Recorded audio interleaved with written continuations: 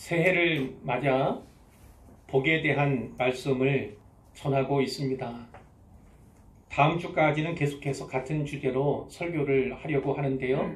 뒤에 보시는 것처럼 올해 우리 교회의 주제가 너는 복이 될지라입니다. 하나님께서 아브라함에게 주신 그 말씀이에요. 그러나 다만 단지 아브라함에게 주신 것만 아니라 이제 모든 유대인들에게 또 나아가서 모든 믿는 자들에게 주신 말씀으로 받을 수 있습니다. 그래서 그 말씀 또한 우리를 향한 명령으로 받는 것이 합당하고요. 하나님께 너는 복이 될지라 이렇게 명령하셨기 때문에 우리도 복이 되어야 합니다. 내가 복이 되면 나를 대하는 사람들이 복을 받게 되고요. 친구들이, 이웃들이, 가족들이 복을 받게 되고 뿐만 아니라 이 사회를 같이 살아가는 사람들, 이 국민들, 그리고 온 열방의 사람들이 나로 말미암아 또 우리로 말미암아 복을 받게 될 것입니다. 복이 되시고 그리고 복을 전하는 통로가 되시기를 주님의 이름으로 축원합니다. 오늘 말씀은 우리가 잘 알죠. 팔복 이야기입니다. 팔복. 마태복음 5장부터 7장의 말씀은요. 예수님의 산상수훈이죠. 가버나움이라고 하는 그 갈릴리의 그 성읍, 그곳에는 이 갈릴리 호수를 면하여서 갈릴리 바다 이렇게도 얘기하는데 구름들이 있어요. 언덕들이 있습니다. 거기에서 예수님께서 사람들에게 설교를 하신 거예요. 그것이 수훈, 교훈을 베푸셨다 이 말씀이고요. 산상은 산 위에서, 그러나 이 산은 높은 산이 아니라 언덕 위에서 전하셨다. 그래서 산상수훈이라는 이름이 붙은 것입니다. 이 산상수훈은요, 신학적으로는 천국 백성의 헌장, 천국 백성의 대헌장 이렇게도 불려집니다. 그 시작이 바로 팔복인데요. 이 팔복 그러면 단지 8가지의 복 이야기다 이렇게 이해하시면 돼요. 팔복은 하나님 나라 백성이 누리는 복 이렇게 설명할 수도 있고, 하나님 나라에서는 어떻게 살아야 하는가, 하나님 나라에서는 또 어떻게 살게 될까, 이 질문에 대해서 새로운 삶의 방식을 우리에게 교훈해 주신 내용이다 이렇게 받으시면 되겠습니다. 1절에 보이듯이 산상수훈은요, 제자들에게 주신 말씀이에요. 그러나 그 자리에는 제자들만 아니라 예수님을 좇고 따르던 많은 사람들이 있었어요. 무리가 있었습니다. 1차적인 내용은 제자들에게 주신 것이지만 그 대상이 1차적으로는 제자들이지만 함께 있던 사람들도 함께 들었을 것이다. 그러나 내용으로 보아서는 자칫 잘못하면 시험 들 수 있는 그런 내용이기도 해요. 그 유대인들의 사고방식과 문화적 배경 가운데는 시험 들 수 있는 그런 내용이 없지 않아 있습니다. 그러니까 이 말씀은 제자들에게 주신 말씀이다. 제자들. 예수님 중심으로 살기로, 하나님 나라를 중심으로 하여 살기로 작정하고 다짐한 결단한 그런 사람들. 예수님 때문에 거듭나고 그리고 삶의 방향을 완전히 바꾼 사람들을 위한 말씀이다. 이렇게 새기면 좋겠고요. 자, 말씀드렸어요. 구구절절 좋은 말씀이기도 합니다. 그런데 자칫 잘못하면 듣고 시험들 만한 내용도 없지 않아 있는 거예요. 이 말씀을 들었던 사람들, 제 아들만 아니라 주변에 있던 무리들도 이 말씀을 들으면서 무척 놀랐을 겁니다. 지금 경악할 만한 그런 수준의 메시지다 이렇게 말씀을 드릴 수 있어요. 그 이유는요, 예수님께서 자기들의 생각으로는, 자기들의 문화적 배경에서는 마치 저주와 같은 그런 것을 복으로 말씀을 하시기 때문에 그런 거예요. 이것이 복이다. 그런데 자기들이 이제까지는 복이라고 생각하지 않았던 그것을 선포하고 계신다는 거예요. 당시 이 사람들은 다 유대인들이잖아요. 어렸을 때부터 어떤 관념이 있습니까? 하나님의 축복, 그것이 1차로 드러나는 것은 번영이에요. 번영. 물질적으로 번영, 재산이 많고 자녀가 많고 이런 것들이 하나님의 복의 내용, 하나님께서 진정 우리를 사랑하시구나, 우리에게 복 주시는구나, 그것을 파악할 수 있는 1차적인 내용이에요. 그런데 여기 보면 물질적인 내용이 거의 빠져있는, 전혀 빠져있는 것 같은 그런 내용이잖아요. 예수님의 말씀은 자기의 생각과는 정반대이고 어찌 보면 그것은 모순이라고 할 수 있는 각 절로 구성되어 있음을 우리가 알게 됩니다. 자, 오늘 우리도 예수 그리스도의 가르침에 순종하려고 할 때, 또 이 팔복의 말씀을 붙잡고 살아가야 할 때 어려움을 느낄 수밖에 없어요. 매우 불편하게 됩니다. 그 이유는 예수님의 가르침대로 행하는 것이 우리의 본성과 전혀 어긋나기 때문이에요. 우리의 본성은 편한 것을 추구하고 편리를 추구합니다. 그러나 성경 말씀은 그렇지가 않아요. 발음을 추구하는 겁니다. 빠른 대신에 발음을 추구하고, 그리고 즐거움을, 물론 궁극적으로는 즐거움이 있지만 예수의 팔복의 내용은 오히려 슬픔을 지향하는 듯한 그런 내용으로 되어 있는 것이죠. 우리의 본성은 아직도 새로워지긴 했지만, 예수 믿어 새로워지긴 했지만 세상의 죄악 가운데 있기 때문에 이 세상을 따라 살아갈 수 없다는 어쩔 수 없이 이 죄의 영향력 하에 있을 수밖에 없습니다. 우리의 본성도 그 복음의 정신을 그대로 따라가기는 쉽지 않아요. 그 본성과 어긋나기 때문에 이것은 지키기 어렵고 불편한 것이 사실이다. 이렇게 말씀을 드릴 수가 있습니다. 하지만 이 말씀을 붙잡고 살아가면, 순종하게 되면 어떤 일이 합니까? 우리 안에서 변화가 일어납니다. 그리고 대변혁이 일어나게 되는 것이죠. 그럼 우리의 삶은 바뀌게 되는 거예요. 그리고 우리가 붙잡고 살아가던 것, 우리가 추구하고 우리가 바라보며 살았던 것들이 완전히 바뀌게 되는데, 팔복은, 예수님의 이 팔복은요, 그것을 원하시는 거예요. 예수의 메시지 자체가 완전히 뒤집은 것 같은, 완전히 다른 그런 메시지를 선포해 주시지만, 그것으로 말미암아 우리의 삶의 패턴, 우리의 삶의 방향도 완전히 뒤바뀌기를 원하시는 우리 주님의 뜻이 여기에 담겨 있음을 꼭 기억해야 하는 것입니다. 물론 이건 있어요.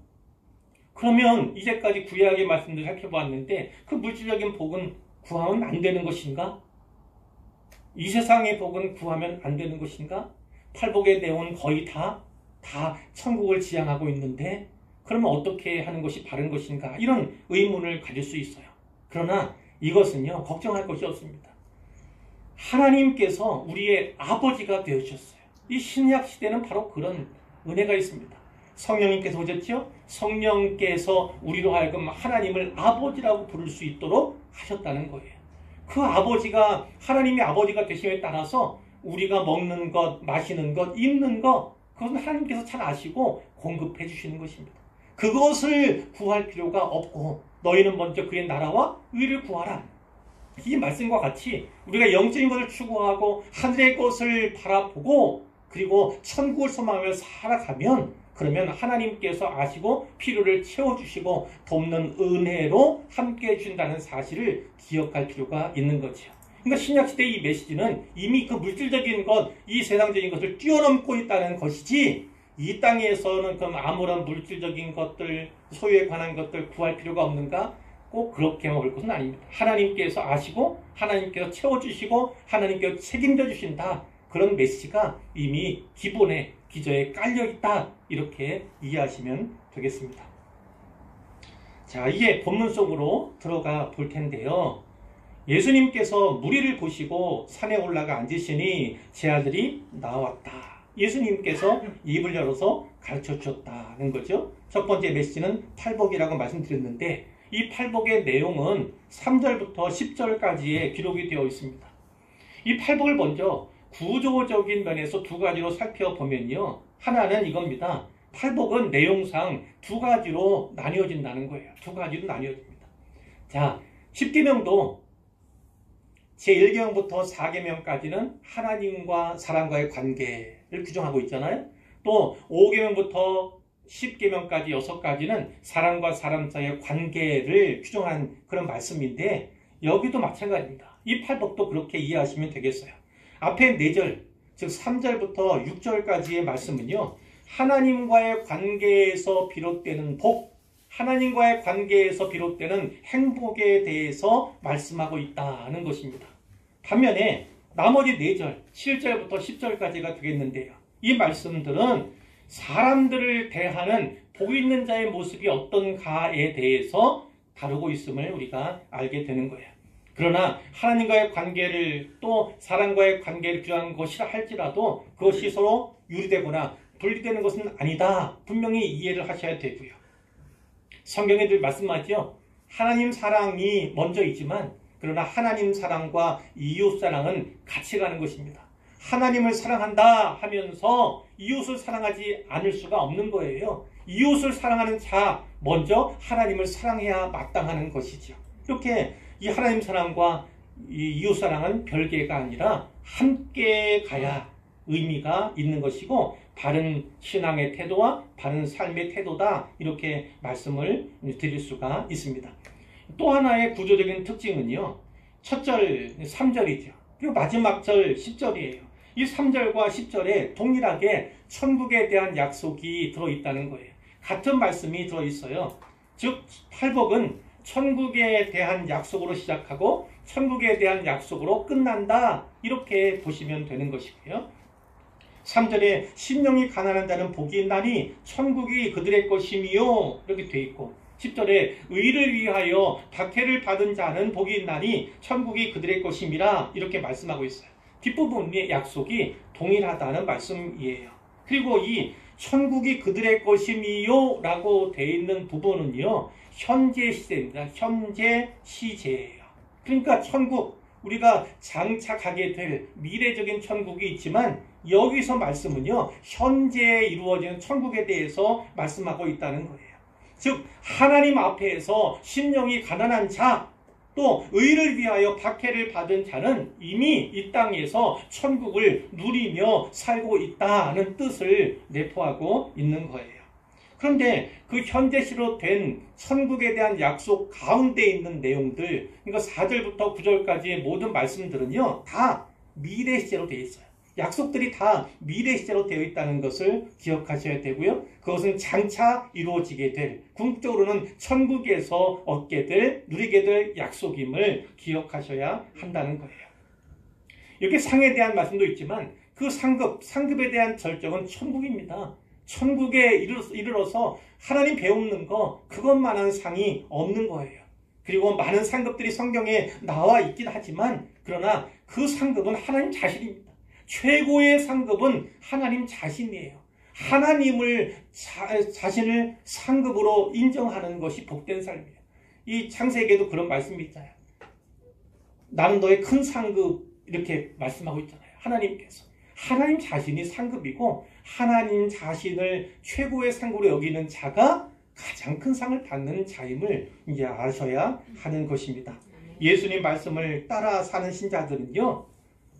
이 나라에, 그 나라에 이미 동참하며 그 영원한 세상, 하나님 나라를 살아가고 있음을 기억하며 살아가야 하는 것이죠. 이제 팔복의 내용에 대해서 살펴보도록 하겠는데요.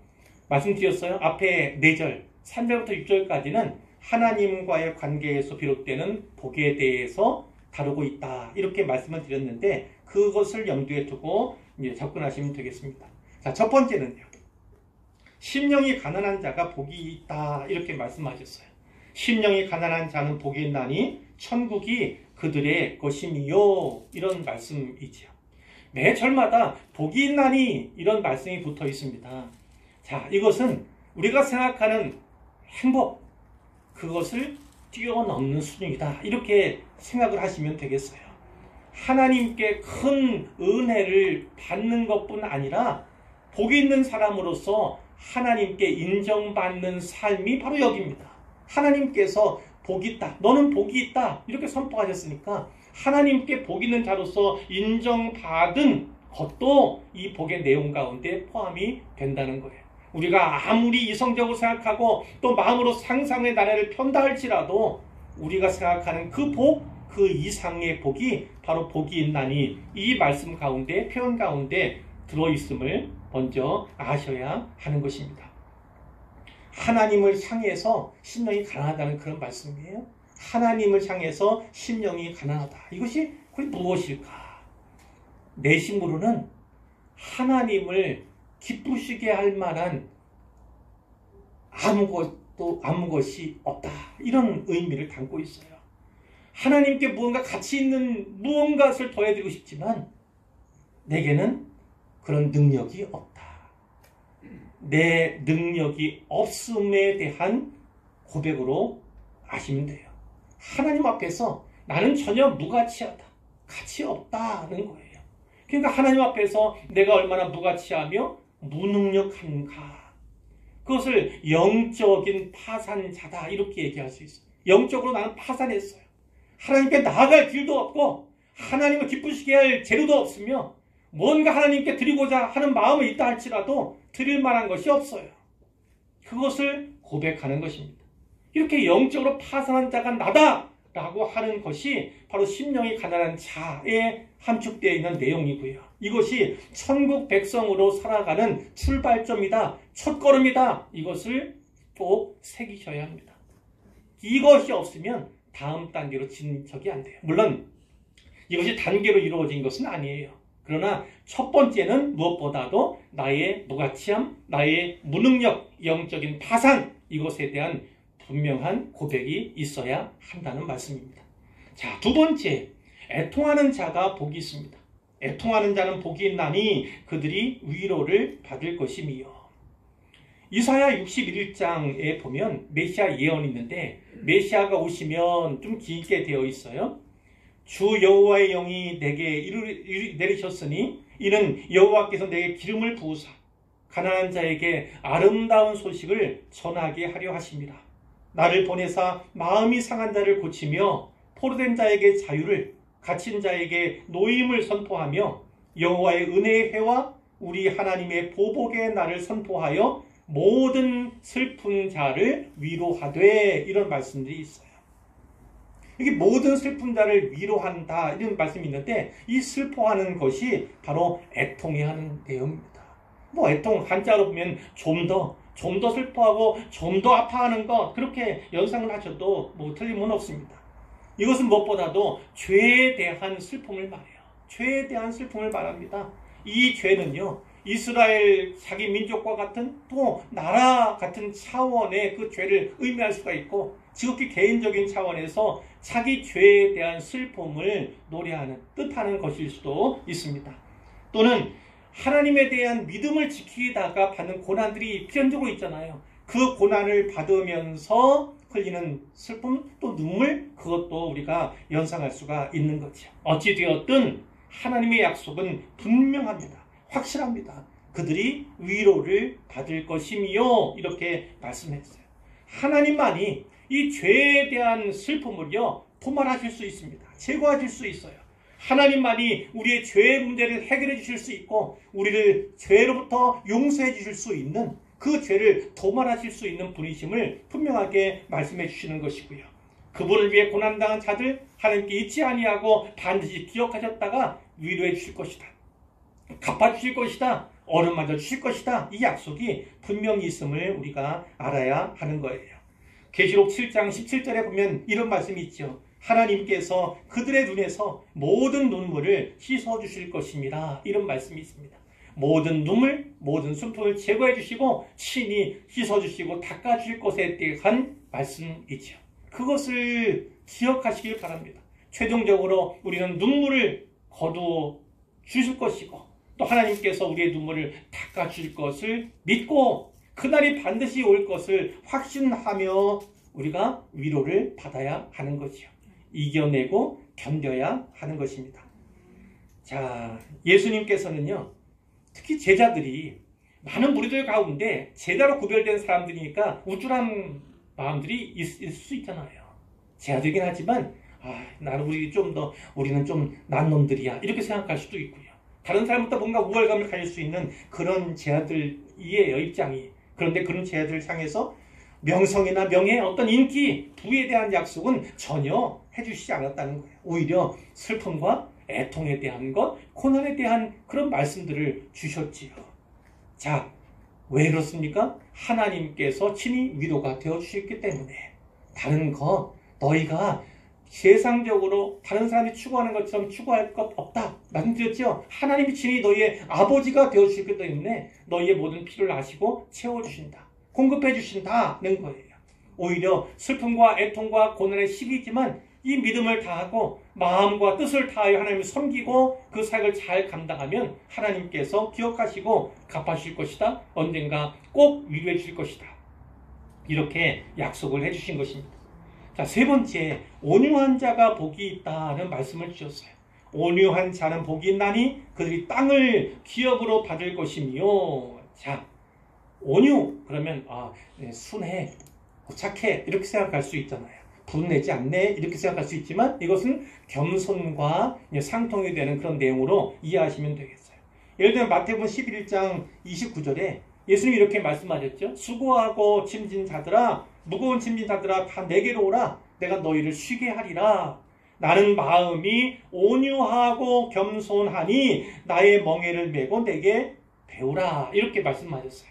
이게 온유하고 겸손하니, 물론 단어는 다르지만 내용상으로는 같은 겁니다. 온유와 겸손이 같이 가고 있음을 볼 수가 있고, 마태복음 21장 5절에 보면 예수님께서 예루살렘에 마지막 입성하실 때 종려주일이라고 하지요. 이때 선지자가 하신 말씀을 이루시는데 뭐라고 어떤 말씀을 하십니까? 일러스되 시온 딸에게 이르기를 내 왕이 내게 임하나니 그는 겸손하여 나귀 곧 멍에 매는 짐승의 새끼를 탔도다 하라. 이런 말씀이 있어요.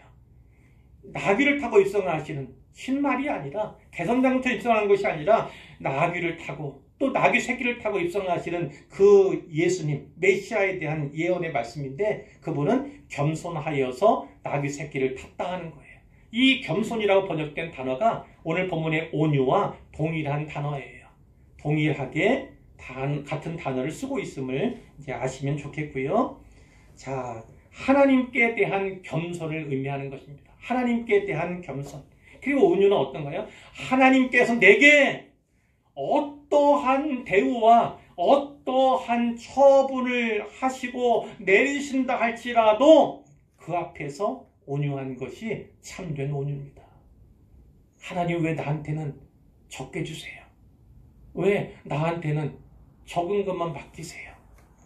분내거나 하나님께 투정드리는 것이 아니라 그래도 하나님께서 나를 선대하고 계심을, 나에게 최대한의 은혜를 공급하고 계심을 믿으면서 때가 되면 하나님이 더 많은 것을 주시고 맡겨주시겠지, 이런 바람과 믿음 가운데 있는 것, 그것이 바로 온유다. 이렇게 이해하시면 좋겠습니다.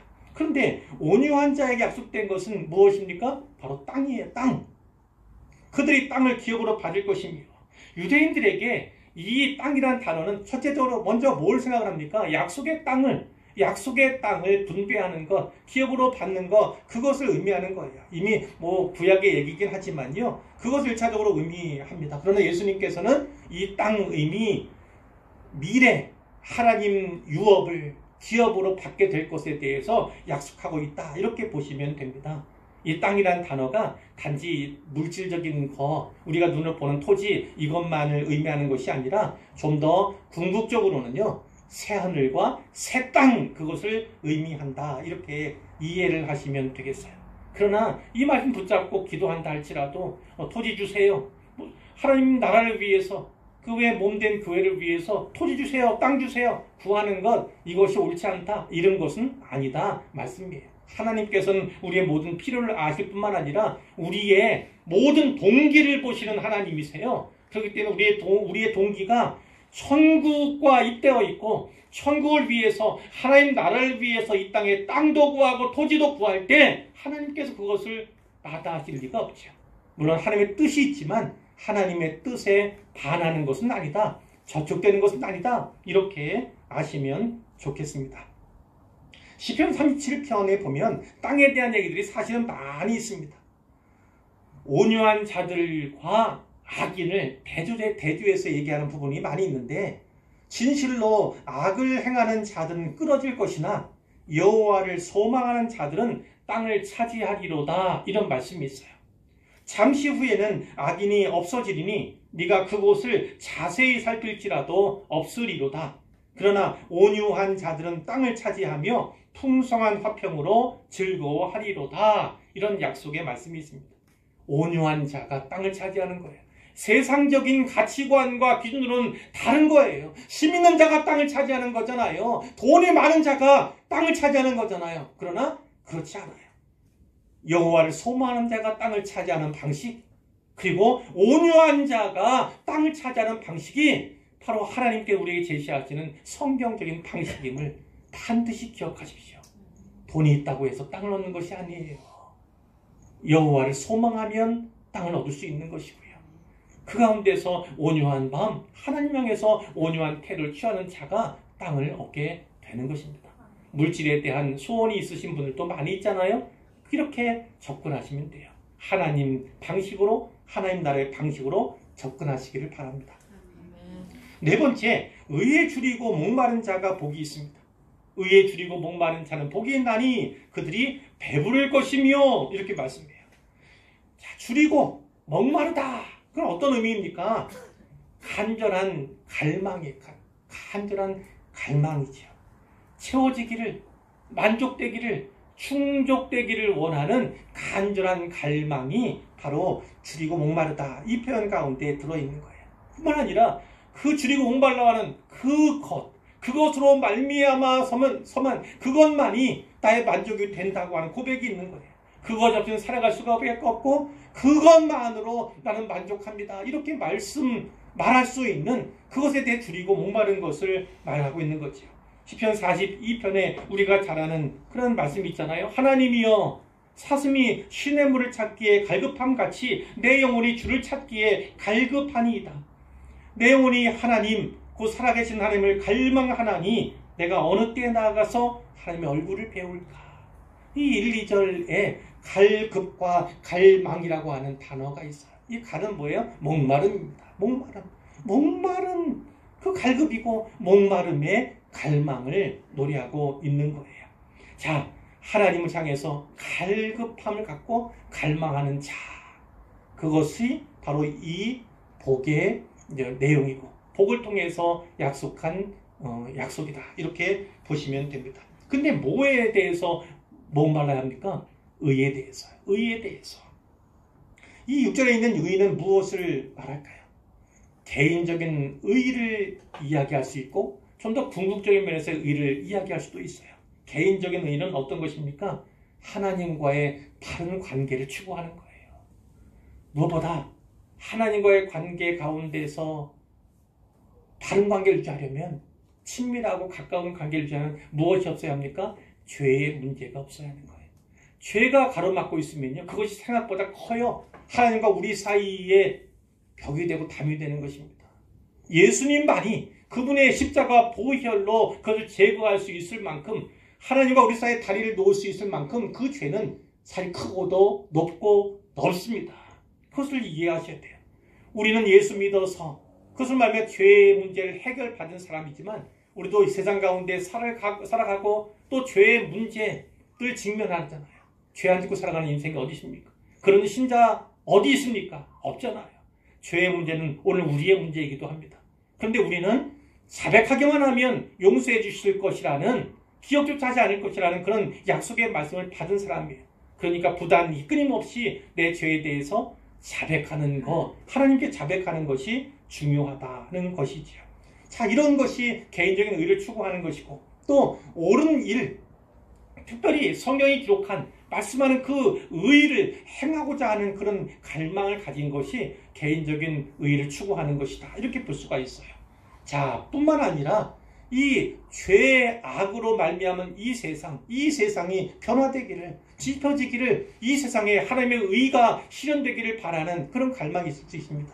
그런 차원에서는 좀 더 궁극적인 면이다, 이렇게 볼 수가 있는데, 베드로후서 3장 13절에 보면 우리는 그의 약속대로 의가 있는 곳인 새하늘과 새 땅을 바라보도다, 이렇게 말씀하고 있어요. 좀 전에 나왔던 새하늘과 새 땅을 어떻게 표현하고 있냐면 의가 있는 곳, 이렇게 이야기한다고요. 결국은 새하늘과 새 땅을 바라보고 추구한다는 것은 바로 우리가 의에 목마르고 또 의에 줄인 그런 자의 모습이다, 이렇게도 이야기할 수 있다는 거예요. 말씀드린 것처럼 이와 같이 이 네 가지는요, 하나님과의 관계 속에서 바른 관계를 얻게 되는 그러한 행복에 대해서 말씀한 내용이다, 이렇게 보시면 되는 것입니다. 자, 이제 나머지 네 절을 살펴볼 텐데, 이것들은 말씀드린 것처럼 사람들을 대하는 복이라고 말씀드렸어요. 사람들을 대하는 복 있는 자의 모습이 어떠한가를 분명하게 보여주는데요. 다섯 번째죠. 긍휼히 여기는 자가 복이 있는 사람이다. 성경이 이렇게 말씀하고 있어요. 긍휼히 여기는 자는 복이 있나니 그들이 긍휼히 여김을 받을 것이미요. 이 긍휼히 여긴다는 건 긍휼이 풍성하다는 거예요. 긍휼이 풍성한 사람이 그 긍휼을 또 흘려보낼 수 있는 것이죠. 하나님께 놀라운 은혜를 받았습니다. 하나님께 우리를 불쌍히 여겨주셨다는 거예요. 긍휼히 여겨주셨다는 거예요. 그 은혜를 받은 사람만이 깨달을 수 있는, 가질 수 있는 긍휼이 바로 여기에 있는 긍휼이에요. 그러면 복을 받은 자가, 복이 된 자가 그 복을 흘려보내야 하듯이 하나님께로도 불쌍히 여김을 받고 긍휼히 여김을 받은 자가 그 긍휼을 흘려보낼 수 있는 거예요. 다른 사람을 불쌍히 여길 수도 있고 다른 사람의 긍휼을 베풀 수 있다는 것을 말씀하는 것입니다. 하나님 영광을 위해서 긍휼히 여기는 자, 긍휼을 흘려보내는 자, 긍휼을 베푸는 자가 바로 여기 긍휼히 여기는 자에 포함된다는 거지요. 관대한 것, 그리고 용납하고 용서하는 것, 그리고 남을 불쌍히 여기는 마음이 여기에 다 포함이 되는 것인데, 이 긍휼히 여긴 자에 어떤 약속이 있습니까? 그들이 긍휼히 여김을 받을 것이며, 복음서에 많이 있어요.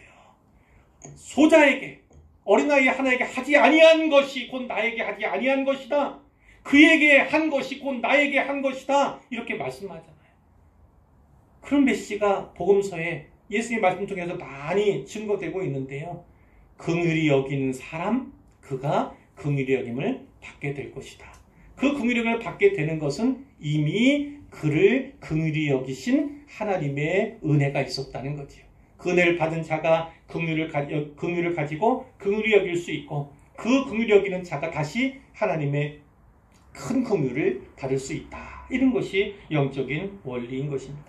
이제 여섯 번째예요. 마음이 청결한 자가 복이 있다. 이렇게 말씀하죠.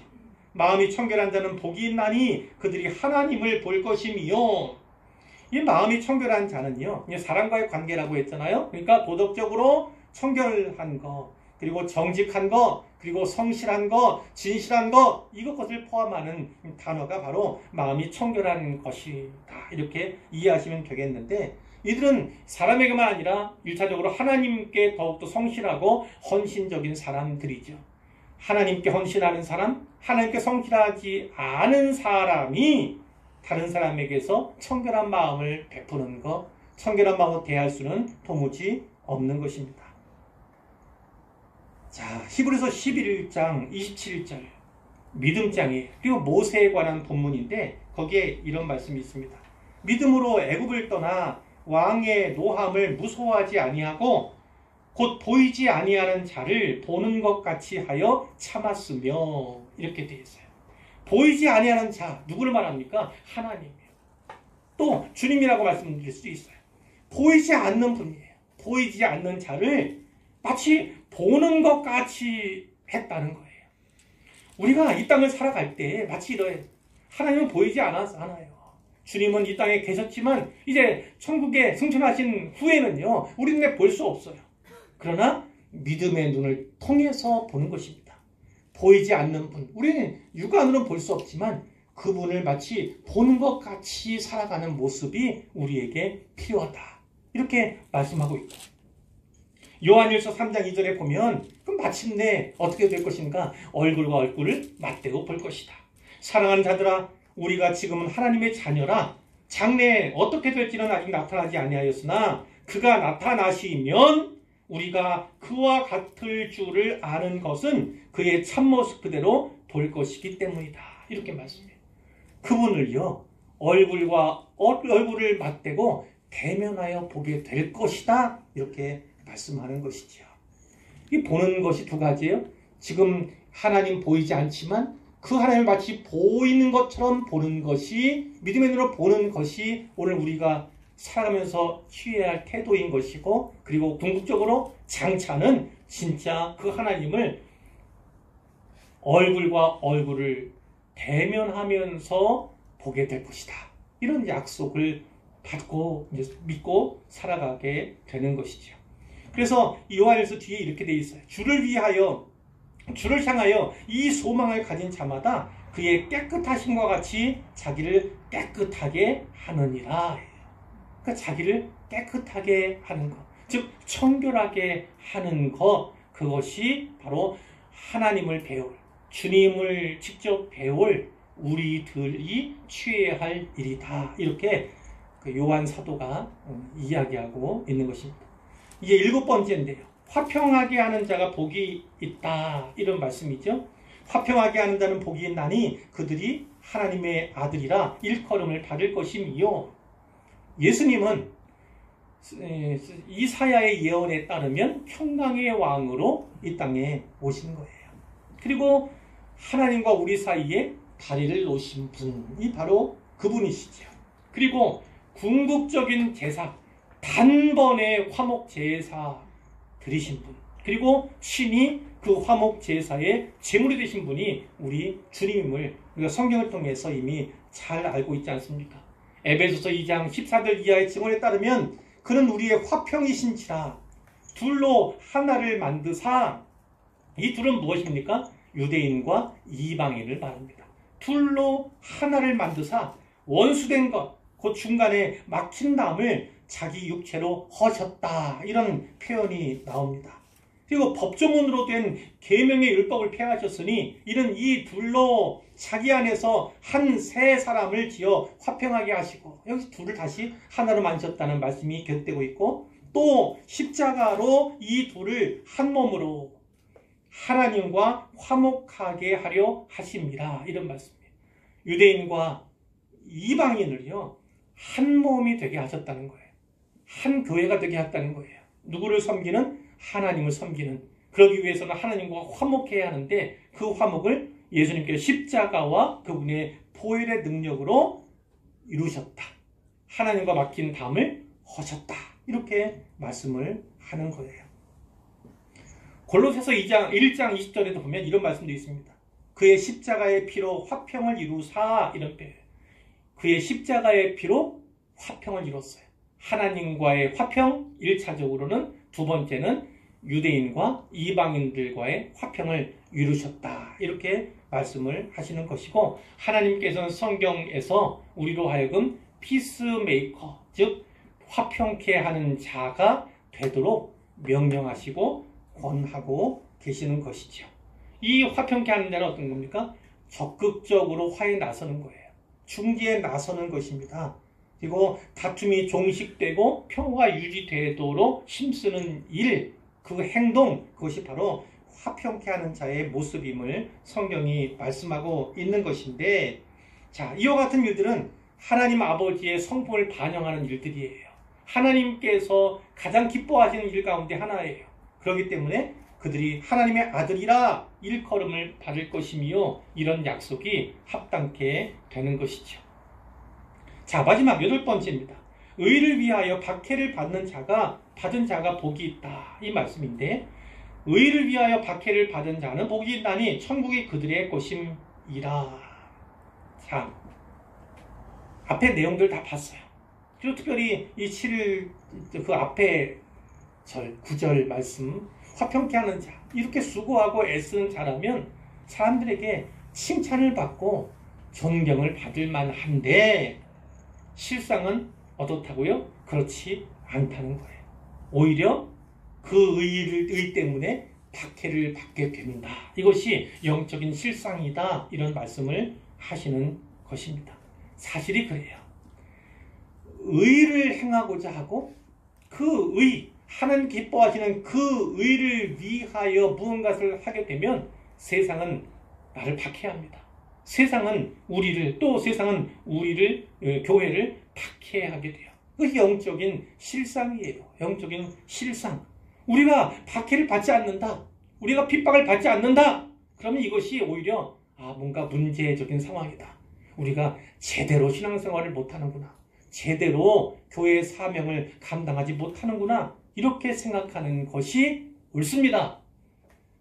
이즘에도 코로나19로 말미암아서 이 교회가 박해라고 할 수는 없지만 어쨌든 핍박 뭐 누군가 받는다 이것보다는 사회적인 상황 가운데서 핍박의 대상이 되고 있는 건 또 서양 사람들 입에 오르내리고 하는 건 그것이 뭐 오늘날의 현실이기도 하잖아요. 어찌됐든 우리 잘못이죠. 1차적으로는 우리 잘못이 분명하지만 어찌되었든 간에 예수 때문에 그리고 교회 때문에 받는 핍박이라면 박해라면 그것은 우리가 감사해야 하는 것이고요. 오히려 그것이 우리가 뭔가 세상 사람 눈에는 교회답게 보이나 보다. 신자답게 보이나 보다. 이렇게 보여지면 복된데 우리가 뭔가 잘못을 행하고 해서는 안 될 일을 행한 그 연유로 말미암아 세상 사람들이 받는 손가락질이라면 그것은 우리를 먼저 돌아보아야 하는 문제다. 이렇게도 말씀을 드릴 수가 있는 것입니다. 자, 말씀드렸어요. 첫 번째는 영적인 파산부터 시작해야 한다. 그리고 뒤에 부분들은 다 우리가 쉽게 할 수 없는 거예요. 그러나 예수님께서 이미 행하셨고 거쳐가신 그런 일이에요. 보여준 일이에요. 그러니까 이렇게 팔복의 말씀을 따라 행한다는 것은 그것은 예수님을 닮아가는 모습이다. 이렇게 또 이해를 하시면 되는 것이고요. 10절에는 특별히 이어지는 말씀이 있어요. 이제까지는 다 3인칭, 어떠어떠한 자는 3인칭으로 되어 있는데 이 뒤에 11절, 12절에 보면 2인칭으로 바뀝니다. 2인칭. 여기는 너희라는 단어가 계속 나와요. 너희는 누굴 말합니까? 특별히 제자들을 말해요. 제자들을 향해서 좀 더 직접적으로 초점을 맞추어서 하시는 말씀인데 나로 말미암아 앞에서는 의를 위하여 이렇게 말씀했는데 여기는 어떻게 해요? 나로 말미암아 예수님 믿는 것 때문에 예수님 따르는 것 때문에 너희를 욕하고 박해하고 거짓으로 너희를 거슬러 모든 악한 말을 할 때에는 너희에게 복이 있다. 이렇게 또 말씀을 하시죠. 그 복을 바라보면서 기뻐하고 즐거워하는 겁니다. 그러니까 예수 믿는 것 때문에 예수님 좇는 것 때문에 핍박이 오고 환난이 온다. 아픔이 오고 고통의 시간들이 있다. 그러면 어떻게 합니까? 기뻐하고 즐거워하라는 거예요. 바라볼 거는 뭡니까? 하늘에 너희의 상이 크다는 것을 바라보는 거죠. 그런데 기억할 것은 이것은 보상이에요. 보상. 하나님께서 보상해 주신다는 차원이에요. 내가 무언가 잘해서 배상해 주시는 것이 아니라 하나님께서 갚아주신다. 이런 의미로 이해하시면 되는 것이고 너희 전에 있던 선지자들도 이같이 박해하였느니라 이런 말씀이에요. 제자들에게 말씀하시면서 누구랍니까? 전에 있던 선지자 이렇게 얘기하는 거예요. 이 유대인들 특히 제자들의 마음 가운데 진짜 기쁨이 있을지요. 제자들을 선지자들과 동일시하는 거예요. 유대인들은 다 그렇습니다. 선지자들을 너무나 존경했어요. 유대인들은요. 그래서 유대인들에게 선지자와 같다 이야기를 하면 너무나 좋은 거지요. 너무나 기쁘는 거지요. 이 선지자들은 핍박을 받았고 그리고 심지어는 죽임을 당하기까지 했잖아요. 그런 자리에 거의 비슷하게 걸치게 되겠지만 그들의 장래가 그렇게 되겠지만 어찌되었든 선지자와 제자들이 동일시되고 있다. 그러니까 그들에게는 참 기쁨의 일이다. 이렇게 아마 고백되어질 만한 그런 것입니다. 자, 이제 말씀을 맺으려고 해요. 기억하실 것이 있어요. 앞부분 4절, 뒷부분 4절은 이런 차원이 있다. 이런 차이가 있다. 이렇게 기억을 하시면 좋겠습니다. 천국을 얻고 하나님의 위로를 받고 땅을 기업으로 받고 그리고 하나님으로 말미암아 배부른 자 하나님께서 공급해 줄 것을 꼭 믿으시기를 바라요. 또 사람과의 관계 속에서 내가 긍휼히 여김을 받기 원하면 하나님을 보기를 원하면 하나님의 아들이라 일컬음을 받는 자라면 그리고 천국을 소유할 자라면 다른 사람에게 어떻게 행해야 하며 대해야 할까 그것에 대해서도 분명한 이해를 가지시길 바랍니다. 자, 하나님 나라에는 이중성이 있어요. 이중성. 자, 어떤 건지 아시죠? 영어로 하면 already 그리고 not yet 이렇게. 그러니까 아직 그러나 아직은 뒤죠. 이미 그러나 아직 이것이 바로 하나님 나라의 이중성이다 이렇게 말씀을 수 있는데 하나님 나라는 이미 이루어진 측면이 있어요. 그러나 아직 이루어지지 않은 장래에 이루어질 측면도 있다는 말씀이에요. 우리의 구원이 있잖아요. 우리의 구원도 그렇잖아요. 우리는 이미 구원을 받았어요. 그런 확신이 있으시죠? 예, 그런 확신이 있다면 이제 천국을 살아가는 것입니다. 구원을 받았다 이렇게 이야기할 수 있는 거예요. 그런데 성경 분명히 이루어 가야 할 구원에 대해서도 말씀합니다. 그럼 이 구원은 무슨 뜻입니까? 그것은 성화에 대한 이에요. 성화. 예수를 믿어 구원받은 자라면 구원받은 자답게 예수님을 닮아가야 한다는 것을 말합니다. 이 땅에서는 완전한 성화를 이룰 수 없어요. 그 완전한 성화는 영화라고 이야기합니다. 영화. 그것은 천국에 들어가야서만 이루어질 수 있는 일이지만 그러나 부단히 성화, 예수님 닮아가기 위해서 좀 더 거룩해지기 위해서 힘쓰고 애써야 하는 것이 우리의 모습이어야 한다는 거예요. 이 하나님의 나라도 마찬가지예요. 이미 이루어진 하나님의 나라가 있는가 하면 장차 이루어지게 될 아직 이루어지지 않은 하나님의 나라가 있다는 것입니다. 자, 그렇기 때문에 우리가 해야 할 일은 뭐예요? 예수님을 끊임없이 끝까지 이 세상의 마지막 날까지 계속해서 닮아가야 한다. 그 닮아가야 하는 모범이 바로 팔복을 통해서 우리에게 제시되고 있다. 그 길은 예수님께서 직접 걸어가실 길이고 걸어가신 길이며 우리를 초청하시는 길이다라는 사실을 마음에 깊이 새기시기를 바랍니다. 이 팔복의 말씀을 잘 새기셔서 올해도 부단히 예수님을 좀 더 한 걸음 한 걸음 닮아가는, 조금씩 닮아가는, 그래서 장차 천국에 들어갔을 때 저분이 예수님이구나 알게 될 거예요. 성경이 말씀하죠. 알게 될 거예요. 그분이 무슨 휘황찬란하고 너무 아름답고 그 모습 때문일까요? 아닙니다.